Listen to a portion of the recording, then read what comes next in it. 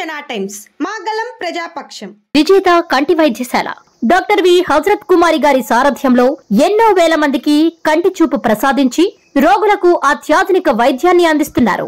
EHS Aarogyasri insurance company సౌకర్యాలతో పాటు నిరుపేదలకు ప్రతిరోజు ఉదయం వైద్య సేవలు ఉచితంగా అందించబడును. వెంటనే సంప్రదించండి.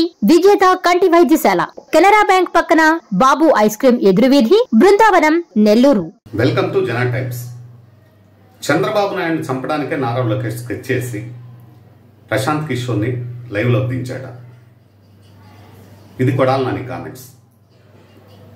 ఒకప్పటి బీహార్ ఉగ్రవాది, ఒకప్పటి వైఎస్ జగన్మోహన్ రెడ్డి బాబాయిని చంపించింది ప్రశాంత్ కిషోర్ అని చెప్పి చంద్రబాబు నాయుడు చెప్పడం అందరికీ తెలిసిన విషయం.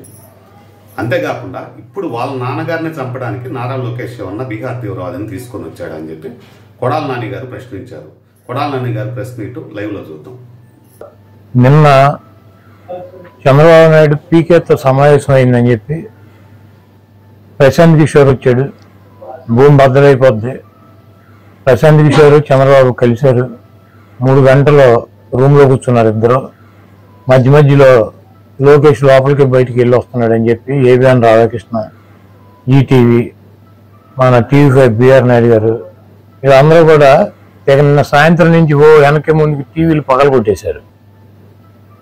ప్రశాంత్ కిషోర్ అనేవాడిని 2014లో మేము వాడేశాం. బోర్లో గుజ్జంతా కూడా అయిపోయింది.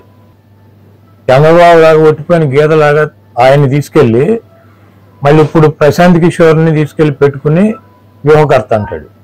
మేము వ్యూహకర్తగా పెట్టుకున్నప్పుడేమో ఆడేవాడు బీహార్ నుంచి వచ్చాడు తమ్ముళ్ళు, మన ఏం పీకుతాడు, మనకన్నా గొప్ప వాళ్ళు నీ ప్రపంచంలో ఉన్నాడు తమ్ముళ్ళు అని చెప్పి ప్రశాంత్ కిషోర్ గురించి మాట్లాడాడు.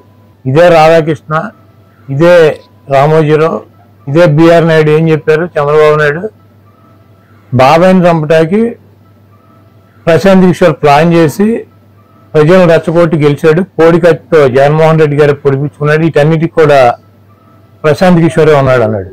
ఇప్పుడు చంద్రబాబు నాయుడు పేక్కోంచుకుంటాడా, లేకపోతే లోకేష్ తండ్రిని చంపుతాడా ప్రశాంత్ కిషోర్ ఆధ్వర్యంలో? ఇవన్నీ కూడా వాళ్ళకే తెలవాలి.